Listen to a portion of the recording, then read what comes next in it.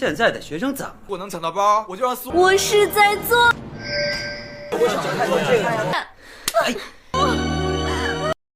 Welcome dear rockers. कुछ दिनों के ब्रेक के बाद हम आपके लिए फिर लेकर आ गए हैं एक गुड फील फैंटेसी मूवी जिसका नाम है the 8th day of the week. अगर आपको एक जादुई ब्रेसलेट मिले जिससे कि सिर्फ आपको हफ्ते में एक एक्स्ट्रा दिन मिले तो आप क्या क्या करेंगे, सोच के कमेंट्स में बताइएगा। लेकिन फिलहाल कॉमेडी और गुड फील एलिमेंट से भरी इस मूवी को एंड तक जरूर देखिए। ऐसी स्पेशल मूवीज के लिए चैनल को सब्सक्राइब कीजिए, बेल आइकन को दबा दीजिए और अपने यूट्यूब का नोटिफिकेशन ऑन रखिए। इंस्टाग्राम और फेसबुक पे आप हमें फॉलो कर सकते हैं। अब चलते हैं मूवी के अंदर। मूवी की शुरुआत में एक चबी चीक्स वाली चुलबुली लड़की को दिखाते हैं जो कि एक लड़के का स्केच बना रही है। ये एक हाई स्कूल स्टूडेंट है जिसका नाम है जोंग। क्लास में जोंग नींद का परम आनंद उठा रही होती है कि टीचर उस पर चौक पीस मारकर उसको जगा देते हैं। पूरी क्लास हंस पड़ती है। जोंग के वेट की वजह से वे हमेशा उसका मजाक उड़ाते रहते हैं। पढ़ने में भी वो बहुत ही पीछे और टीचर्स उसे बुद्धू का टाइटल दे चुके हैं। घर पर उसकी माँ भी उसे ताने मारती है कि खा खा कर इतनी मोटी हो गई है लेकिन एक भी सब्जेक्ट में तुम पास नहीं होती। हर तरफ हर कोई उसे बुली करता रहता है।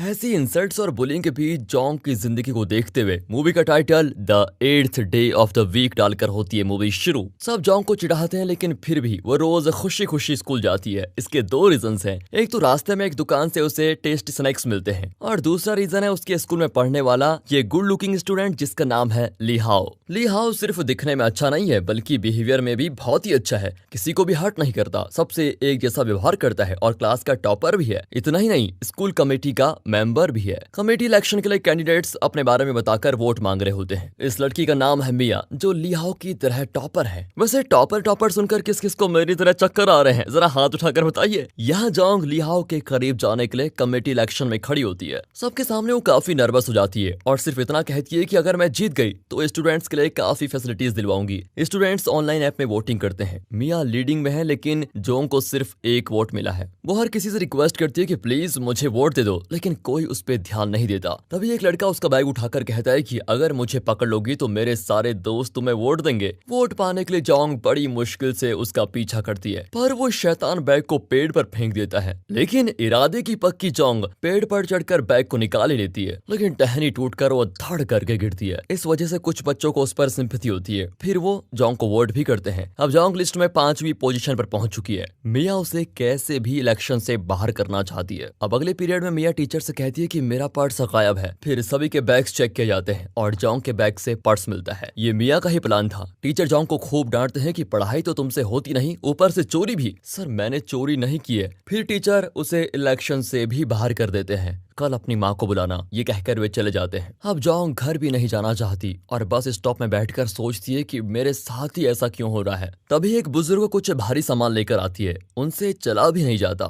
तो जोंग उनकी मदद करती है। वो जोंग का चेहरा देखकर समझ जाती है कि उसे स्कूल में कोई प्रॉब्लम हुई है। वो कहती है कि तुम घबराओ मत, सीधे घर जाओ और आराम से सो जाओ। कल सुबह तुम्हारी सारी प्रॉब्लम्स ठीक हो जाएंगी। जोंग घर जाकर सो जाती है। अगली सुबह वो स्कूल के लिए तैयार होती है तो टेबल पर एक खूबसूरत ब्रेसलेट होता है। शायद मम्मी ने मेरे लिए खरीदा होगा। ये सोचकर वो ब्रेसलेट पहन लेती है। उस पर लगे ब्लू स्टोन को वो टच करती है तो एक टाइमर स्टार्ट होता है। लेकिन जोंग ये बात नहीं जानती। घर पर मम्मी भी नहीं होती, शायद दुकान गई होंगी, ये सोचकर वो चली जाती है। लेकिन सड़क पर कोई भी नहीं होता। स्नैक्स की दुकान वाला भी वहाँ होता नहीं। इसलिए जोंग स्नैक्स लिए बिना ही स्कूल जाती है। साइकिल पार करते वक्त उसकी शर्ट फट जाती है लेकिन लेट होने की वजह से वो जल्दी अंदर भागती है। पर स्कूल तो एकदम खाली होता है। सब कहाँ चले गए, कहीं ये सपना तो नहीं। और तब उसे कल रात की बात याद आती है। उस बुजुर्ग औरत ने कहा था कि कल सुबह तुम्हारी सारी प्रॉब्लम सॉल्व हो जाएंगी। मतलब ये जादू उसी ने किया है। जोंग की तो खुशी का ठिकाना ही नहीं होता क्योंकि अब ना तो कोई उसका मजाक उड़ाएगा और ना ही कोई उसे बुली करेगा। पार्किंग एरिया में मिया की साइकिल होती है। मिया से बदला लेने के लिए वो उसकी साइकिल को बास्केटबॉल पोल पे चढ़ा देती है। दीवार के पास एक पेंट का टीन होता है। जोंग दीवार पर जी भर के आई लव ली हाओ करके लिखती है। सारा दिन मजे करके फिर वो घर लौटती है। रास्ते में स्नैक्स की दुकान से ढेर सारे स्नैक्स उठाकर लेके चली जाती है। घर आकर भी स्नैक्स के सारे पैकेट्स खाली कर देती है। अरे वाह, ऐसे कहते हैं असली जिंदगी। लेकिन अनजाने में उसका हाथ किसी चीज पर लगता है और ब्रेसलेट का टाइमर ऑफ। अब सीन में उसकी माँ जाती है और डांटती है कि दिन भर खाती रहती हो, चलो स्कूल जाओ। जोंग चौंक कर उठती है। ये भी सपना था क्या, ये सोचकर वो फिर स्कूल जाती है। अब सड़क पर लोग होते हैं। स्नैक्स वाला परेशान होता है कि मेरे सारे स्नैक्स कहाँ गायब हो गए। स्कूल के बास्केटबॉल पोल पर मिया अपनी साइकिल पर बैठकर रोती है कि मैं यहाँ कैसे आ गई। दीवार पर आई लव ली हाओ लिखा होता होता देखकर बच्चे हैरान रह जाते हैं। जोंग की समझ में नहीं आता कि ये सच है ये सपना। अरे कोई मुझे पिंच करो यार। और तभी एक लड़का उसे पिंच करता है। जोंग मुड़कर देखती है तो ये उसका क्रश ली हाओ है। अब जबी बेबी को शर्म आ जाती है और वो भागकर क्लास में चुपचाप बैठ जाती है। लेकिन वो देखती है कि उसकी शर्ट सच में फटी हुई है। जोंग एकदम कंफ्यूज होकर लौटती है और मम्मी को सारी बातें बताती है। लेकिन मम्मी तो उसका मजाक उड़ाती है कि ज्यादा फास्ट फूड खाने के चक्कर में तुम्हारा दिमाग फिर गया है, खाना खाकर सो जाओ, तुम्हारा दिमाग ठिकाने लग जाएगा। अब जोंग अपने कमरे में जाती है तो वही बूढ़ी औरत दिखाई देती है। जोंग उसे जादूगरनी समझकर बेड से मारने जाती है, पर वो डांटती है कि इतना स्नैक्स खाओगी तो वजन कम कैसे होगा। खैर सारा दिन अकेली रहकर तुम्हें कैसा लगा? तो क्या आपने वो जादू किया था? मैंने नहीं, तुम्हारे ब्रेसलेट ने किया। उस ब्लू बटन को प्रेस करोगी तो इस दुनिया के लोगों के लिए टाइम फ्रीज हो जाएगा, लेकिन हफ्ते में सिर्फ 24 घंटों को इस तरह फ्रीज कर पाओगी तुम, और वो 24 घंटे सिर्फ तुम्हारे होंगे, मतलब 24 घंटे एक्स्ट्रा। उस टाइम में तुम अकेली रहोगी और अपनी मर्जी से कुछ भी कर सकती हो। दादी एक डाउट पूछूं क्या? मैं तो सिर्फ मिया की साइकिल उठाकर पोल पर बांध के आई थी, लेकिन मिया उसके ऊपर कैसे आई? दादी एक्सप्लेन करती है कि टाइम फ्रीज के वक्त अगर तुम किसी चीज को इधर से उधर करोगी तो उस चीज के ऊपर जो इंसान होंगे वो भी उसी चीज के साथ इधर से उधर हो जाएंगे। इसलिए सावधानी से इस एक्स्ट्रा टाइम को यूज करो और अपनी लाइफ को बदलो। और अगर ये ब्रेसलेट कहीं खो जाए तो फिक्र मत करना, क्योंकि ये सिर्फ तुम्हारे हाथ में ही काम करेगा। इतना कहकर दादी हो जाती है गायब। अगली सुबह जोंग ब्रेसलेट का बटन दबाती है और सभी लोग गायब। अब ये पूरी दुनिया जोंग की है। वो सबसे पहले अपने क्रश ली हाओ के हॉस्टल रूम में जाती है और उसके मैथ नोटबुक पर एक नोट लिखती है कि मैं दूसरे प्लेनेट से आई हूँ और मुझे तुम बहुत अच्छे लगते हो। नोट में नीचे अपने नाम के बजाय वो मैथ का पाई सिंबल बनाकर चली जाती है। जब वो टाइम को अनफ्रीज करती है तो अब यहाँ ली हाओ बैठा होता है। वो नोट को देखता है लेकिन उसे कोई प्रैंक समझकर फेंक देता है। पर अगले पेज पर दूसरा नोट होता है कि ये प्रैंक नहीं है। अब ली हाओ को लगता है कि कुछ तो मैजिकल हो रहा है। वो नोट का जवाब लिखता है कि मैं तुम्हें एलियन कहूँ या एंजल। जोंग जवाब लिखती है कि मुझे तुम एंजल कह सकते हो। इस तरह टाइम को फ्रीज अनफ्रीज करके जोंग ली हाओ के साथ चैटिंग करने लग जाती है। खुशी और शर्म के मारे जोंग की चबी चीक्स एकदम लाल हो जाते हैं। चलो ये मुराद भी पूरी हुई, ये सोचकर जोंग खुशी खुशी टीचर के पास जाती है। लेकिन टीचर ने जोंग की माँ को बुलाया था। जोंग कहती है कि इस स्कूल में कई मिस्टीरियस बातें हो रही है, जैसे मिया की साइकिल अपने आप पोल के ऊपर चली गई, उसी तरह उसका पर्स भी मेरे बैग के अंदर आ गया होगा। अच्छा बच्चों, मुझे उल्लू बनाना चाहती हो? अगर मेरा टेबल गायब होकर बाथरूम में चला जाए तब मैं तुम्हारी बात को बिलीव करूंगा। अगले सीन में वो अपने टेबल के साथ बाथरूम में बैठा होता है। टीचर तो चौंक ही जाता है और फिर क्लास में जाकर सभी बच्चों को बताता है कि वाकई स्कूल में कुछ अजीब चीजें हो रही है। शायद इसी तरह मिया का पर्स जोंग के बैग में आ गया, इसलिए आज से कोई जोंग को चोर नहीं कहेगा। यहाँ नोट्स के जरिए ली हाओ और जोंग की चैटिंग जमकर चलती है। जोंग पूछती है कि आज तुम इतने उदास क्यों हो? ली हाओ फुटबॉल प्लेयर है और पास ही के स्कूल में एक टूर्नामेंट में उसको खेलने का चांस मिला है और टूर्नामेंट के लिए उसे 11 दिनों की छुट्टी चाहिए, लेकिन स्कूल से इतने दिनों की छुट्टी कहाँ मिलेगी? जोंग लिखती है कि अरे तुझसे डोंट वरी, मैं दिलाऊंगी छुट्टी। यहाँ प्रिंसिपल अगले 2 दिन की छुट्टी का नोटिस वाइस प्रिंसिपल को देते हैं। वाइस प्रिंसिपल उस नोटिस को टीचर्स के पास ले जा रहा होता है और तभी जोंग उससे टकराती है और टाइम फ्रीज करती है। वो नोटिस पर 2 की जगह 11 कर देती है। फिर क्या था, 11 दिन की छुट्टी देखकर टीचर्स तो चौंक जाते हैं, लेकिन अब प्रिंसिपल ने साइन कर दिया है तो मानना ही पड़ेगा। और ये खबर सुनकर बच्चे तो खुशी से झूम उठते हैं, पर ली हाओ के चेहरे पर 1000 वाट का बल्ब चलने लगता है। वो टूर्नामेंट में पहुंचते हैं लेकिन उसकी टीम ठीक से परफॉर्म नहीं करती, पर जोंग टाइम फ्रीज करके इम्पॉसिबल गोल को भी पॉसिबल करवा देती है और ली हाओ की टीम जीत जाती है। अगले सीन में मिया की फ्रेंड उसे बताती है कि पर्स के मामले में तो जोंग बच गई, लेकिन अगली बार ऐसा फंसाएंगे कि वह स्कूल से भाग जाएगी, फिर तुम कमेटी मेंबर बनोगी और ली हाओ तुम्हारा हो जाएगा। लेकिन दोनों नहीं जानती कि जोंग उनकी बातें सुन चुकी है। 2 दिन के बाद प्रिंसिपल स्कूल में आते हैं, लेकिन सिक्योरिटी बताता है सर आपने तो 11 दिनों की छुट्टी घोषित की है। प्रिंसिपल अब वॉइस प्रिंसिपल को कॉल करके चिल्लाता है कि तुमने 2 को 11 क्यों किया? जुलाई में कौन बेवकूफ 11 दिनों की छुट्टी देता है? सर आपने तो साइन करके दिया था। प्रिंसिपल के कहने पर बेचारा वॉइस प्रिंसिपल सभी को कॉल करके स्कूल वापस बुलाता है। जोंग स्कूल आती है और सबके पर्स निकालकर मिया के बैग में रख देती है। ली हाओ और जोंग के बीच नोटिस की चैटिंग फिर से शुरू हो जाती है। ली हाओ जानता है कि जोंग ने ही उसकी टीम को जिताया है, लेकिन वो कहता है कि मुझे अपने स्किल से जीतना पसंद है, ना कि जादू से। अब जोंग को उसका कैरेक्टर और भी पसंद आता है, लेकिन वो ली हाओ के करीब जाना चाहती है। उसके लिए उसे कमेटी मेंबर बनना पड़ेगा, जिसके लिए उसे पहले 3 रैंक्स के अंदर आना पड़ेगा। जोंग अपने ब्रेसलेट से गोल मार करती है। एग्जाम के टाइम पर वो ब्रेसलेट से टाइम फ्रीज करती है और सारे आंसर्स कॉपी करके अपना पेपर देती है। रिजल्ट्स के दिन सभी हक्के बक्के रह जाते हैं। यूजुअली ली हाओ फर्स्ट आता था, मिया सेकंड, लेकिन इस बार तो जोंग टॉपर है। बाकी स्टूडेंट्स जोंग को अचानक बहुत रिस्पेक्ट देने लगते हैं। टीचर भी उसकी खूब प्रशंसा करती है कि जोंग से कुछ सीखो।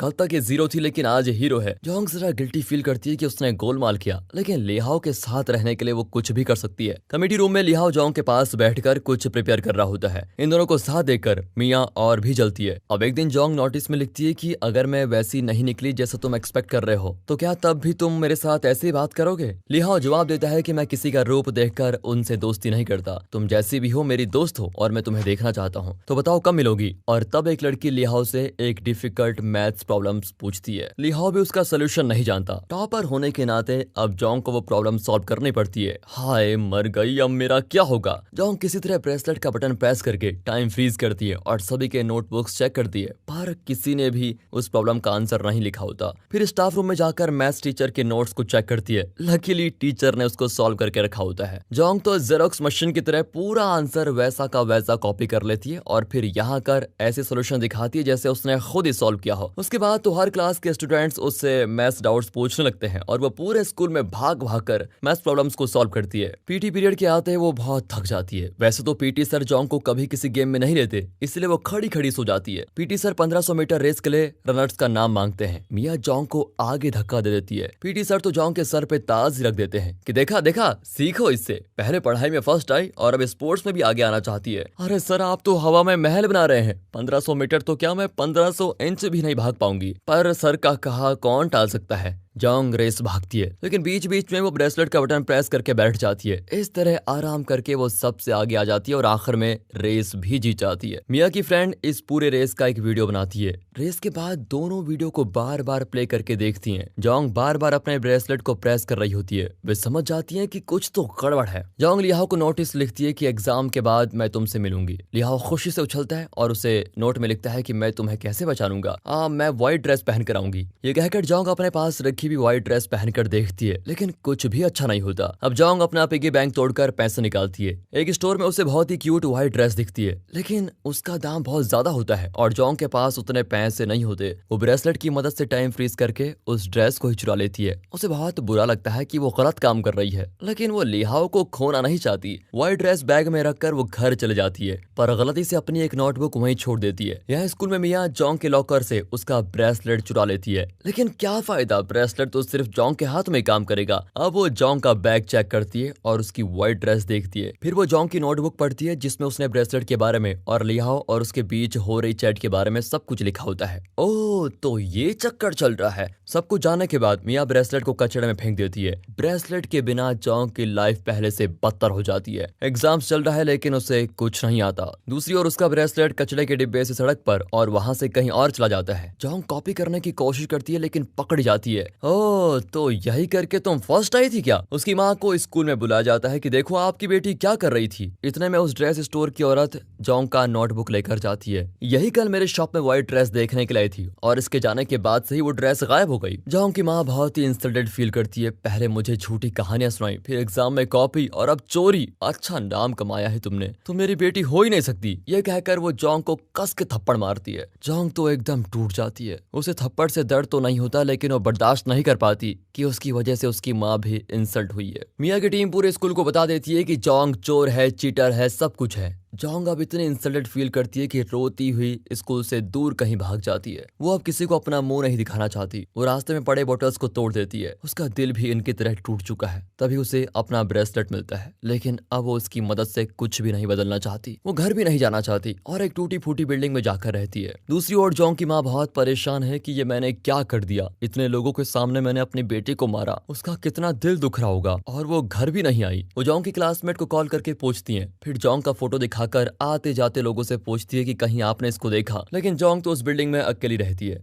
हमेशा मायूस पड़ी रहती है। लेकिन उसे लिहाओ की याद भी आती है, जिससे उसने एग्जाम्स के बाद मिलने का वादा किया था। वो लिहाओ से माफी मांगना चाहती है कि शायद वो मेरा दर्द समझ पाए। पर मिया जोंग का बुक पढ़ चुकी है और वो खुद व्हाइट ड्रेस पहनकर लिहाओ से मिलती है और कहती है कि मैंने ही पाई के नाम से तुम्हें स्टिकी नोट्स लिखे थे। एक बार फिर जोंग हार गई है और अब वो ब्रेसलेट की मदद लेती है और अपनी माँ की स्टोर से बहुत सारा खाना चुरा कर खाती है। और एक दिन जब वो टाइम फ्रीज करके अपनी माँ के स्टोर से स्नैक्स चुराती है तो एक नोटिस को देखती है। उसकी माँ ने लिखा है कि मेरी बेटी कई दिनों से लापता है। मैं बहुत ही परेशान हूँ। ऊपर से कोई मेरे स्टोर से फूड आइटम्स चुरा कर लेके जा रहा है। आप जो भी हैं प्लीज चोरी करना बंद कर दीजिए और मेरी बेटी को ढूंढने में मेरी मदद कीजिए। ये पढ़कर तो जॉन्ग का दिल एकदम भारी हो जाता है और वो चुराए हुए सारे सामान को वापस रख देती है। अब वो रियलाइज करती है कि ब्रेसलेट के मिलने के बाद वो सारी गलतियां ही कर रही है। मम्मी अपने स्टोर में कितनी मेहनत करती होंगी और मैं हूँ कि मुफ्त में चुरा कर खा रही हूँ। अब मैं ब्रेसलेट को कभी यूज नहीं करूंगी। ये फैसला करके वो सड़क से प्लास्टिक्स वगैरह उठाकर अपना गुजारा करने लग जाती है और तब वहाँ